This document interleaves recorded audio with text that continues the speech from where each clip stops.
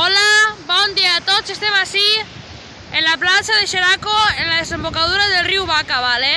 Que està situat en Xeraco o en Simat. En Simat naix i naix així en Xeraco, ¿vale? Això és la desembocadura, veieu com corre l'aigua? Aixina i ixa la mar. I això és la desembocadura del riu Vaca.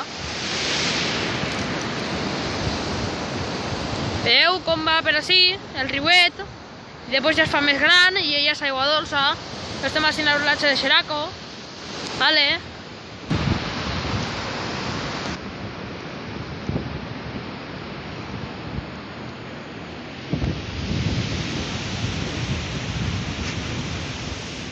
Veieu?